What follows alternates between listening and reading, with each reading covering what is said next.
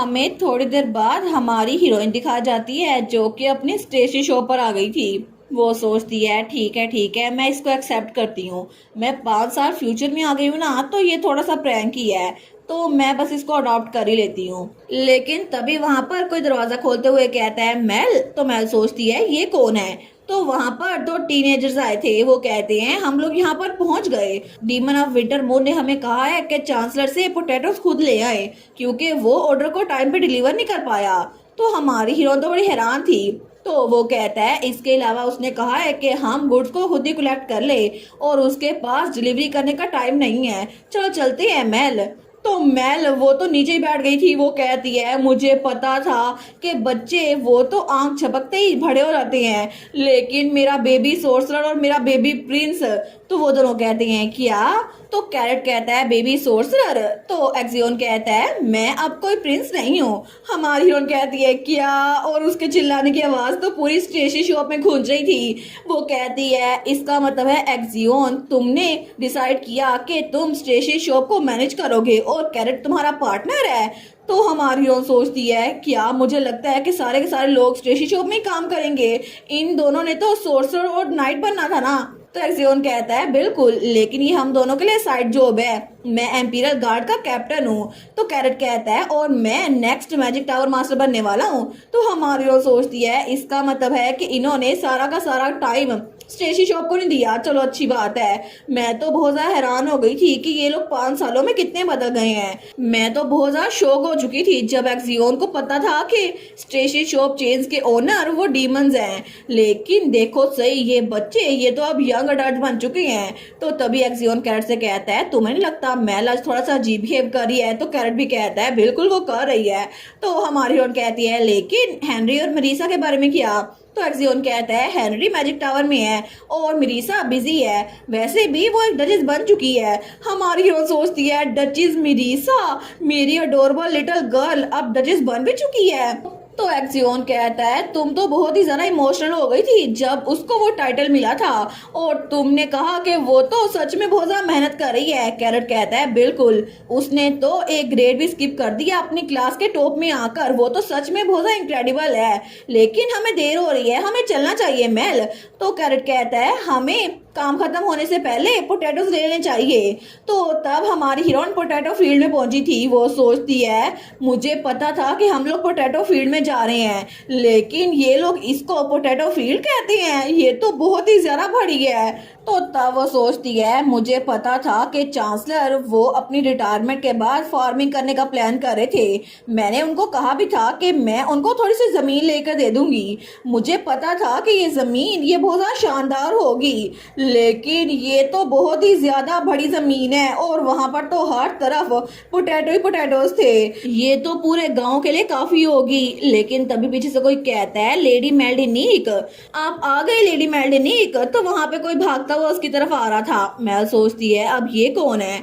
वो कहता है वाओ, मैंने एक्सपेक्ट नहीं किया था कि आप खुद यहाँ पर आएंगी। हमारी हीरोइन सोचती है ये फैमिलियर आवाज, क्या ये चांसलर है, लेकिन 5 सालों में इसके साथ क्या हो गया। वो कहता है पिछले 1 महीने में थोड़ा सा डार्क हो गया हूँ ना। आफ्टर ऑल मैंने पोटैटोस को खुद अपने हाथों से उगाया है। मैं पूरा दिन गर्मी में हार्वेस्ट करता रहा था। हमारी हीरोइन सोचती है मुझे नहीं लगता ये इशू है, ये तो बड़ा खुश लग रहा है। तो मेल कहती है वो पोटैटोस कहाँ पर है जो आपने डिलीवर करने पर एग्री किया था। तो वो कहता है वो सारे रेडी हैं, आप यहाँ पर खुद से परफेक्ट और डैमेज पोटैटोस को अलग अलग करके चूज कर सकती हैं। और वहां पर तो पूरी की पूरी फसल तैयार थी। तो तब हमारी हीरोइन तो रोने वाली हो गई थी। वो सोचती है ये क्या है, इतना सारा काम हमें करना पड़ेगा। तो कैरेट और एक्सियोन भी बेचारे थके हुए लग रहे थे। लेकिन तब हमारी हीरोइन पोटैटोस को अलग अलग करके रख रही थी और कैरेट और एक्सियोन उठा उठा के उसको वापस बाहर ला के रख रहे थे। हमारी हीरोइन सोचती है आखिर फ्यूचर में मेरी स्टेशन शॉप कितनी ज्यादा तरक्की कर गई है कि मुझे इतने पोटैटोस की जरूरत पड़ गई है। लेकिन बेचारे एक्सियोन और कैरेट तो काम किए जा रहे थे, तो हमारी हीरोइन भी थक गई थी। वो सोचती है कितने जरा पोटैटोस बचे हुए हैं। लेकिन तभी वो कहती है मुझे लगता है हमने काफी इकट्ठे कर लिए हैं, अब हम लोग चलते हैं। तो वो कहता है कि यार लेकिन अभी भी बहुत सारे पोटैटोस बचे हुए हैं जिनको आपने देखा नहीं है। हमारी ओर सोचती है और भी हैं, लेकिन मुझे यहाँ से बाहर निकलना होगा। अगर मैंने इन पोटैटोस की तरफ ज्यादा देख लिया ना तो मैं भी एक आलू बन जाऊंगी। तो मेल कहती है मुझे कुछ अर्जेंट काम है जिसको मुझे अटेंड करना है। वो कहता है अच्छा तो फिर मैं हेल्प नहीं कर सकता। तो कैरेट और एक्सियोन भी कहते हैं बिल्कुल बिल्कुल। लेकिन उसके बाद वो लोग बाहर आए थे तो चांसलर कहता है प्लीज दोबारा जरूर आइएगा। तो सारे के सारे थक गए थे।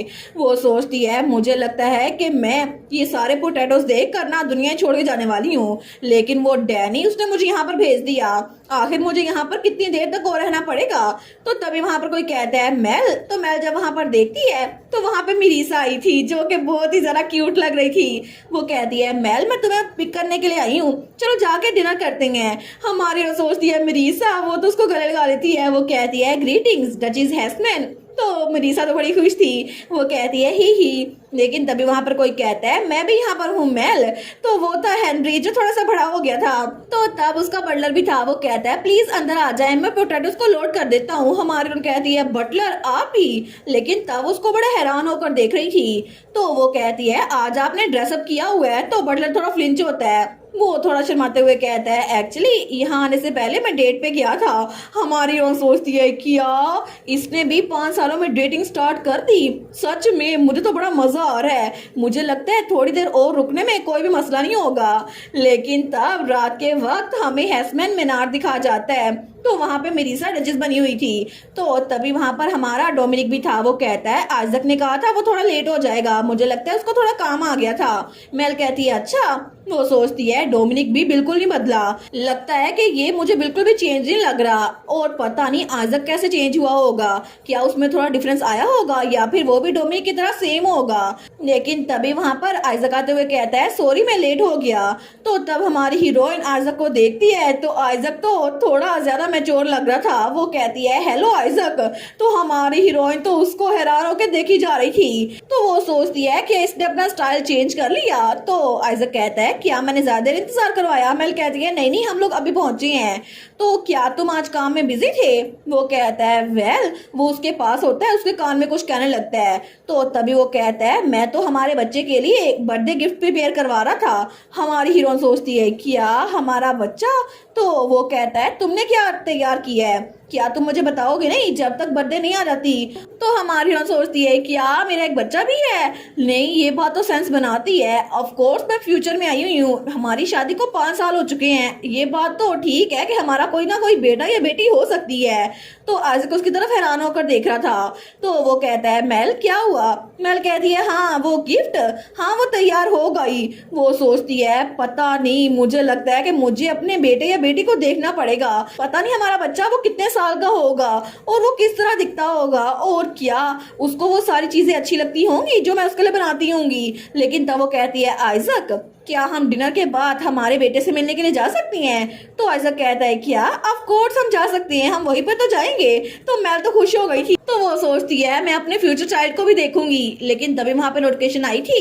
तो मेल जब सामने देखती है तो डैनी ने नोटिफिकेशन की थी अब वापस आने का टाइम हो गया है। हमारी उन कहती है क्या इतनी जल्दी, लेकिन अभी क्यों, पोटैटो फील्ड में इतना टाइम गुजारने के बाद भी हमें वापस नहीं भेजा गया, लेकिन अभी मुझे अचानक से इतने इंपॉर्टेंट मोमेंट में वापस भेज रहे हैं। तो डैनी ने नोटिफिकेशन सेंड की थी, ऐसा लगता है कि आपको बहुत ज्यादा मजा आ रहा है इसीलिए डैनी जेलस हो रहा है। हमारी हीरोइन कहती है क्या। तो आइजक कहता है मेल। तो हमारी हीरोइन दिल में कहती है बस मुझे थोड़ा सा टाइम और दे दो ना, 30 मिनट और दे दो, मुझे अपने बेटे को देखना है। लेकिन तभी नोटिफिकेशन आई थी अब उठने का टाइम हो गया है। हमारी हीरोइन कहती है डैनी, लेकिन तभी उसकी आंख खुली थी। तो डोमिनिक कहता है देखो वो उठ गई। तो डैनी कहता है मैंने कहा था ना वो बिल्कुल ठीक होंगी। तो डोमिनिक कहता है मेल क्या तुम मुझे सुन सकती हो। मेल, लेकिन तभी मेल वो डैनी की तरफ देखती है तो डैनी तो बड़ा खुश हो गया था। वो कहता है मोम। तो हमारी हीरोइन वो तो डैनी को बड़े शक की नजर से देख रही थी। तो वो चिल्ला कहती है डैनी। तो डैनी कहता है मोम प्लीज काम डाउन। लेकिन हमारी हीरोइन को तो इसी बात का गम था कि उसने अपने फ्यूचर बेटे को देखा क्यों नहीं है। और इसी के साथ ये वाला पार्ट यहीं पर ख़त्म। तो आप लोग बताइएगा आप लोग को ये पार्ट कैसा लगा और वीडियो को लाइक और चैनल को सब्सक्राइब लाजमी कीजिएगा। बाकी वीडियोस का लिंक भी स्क्रीन पर नज़र आ रहा होगा तो काइंडली उनको भी चेकआउट कर ले। और thank you so much for watching my videos. Stay safe, bye bye.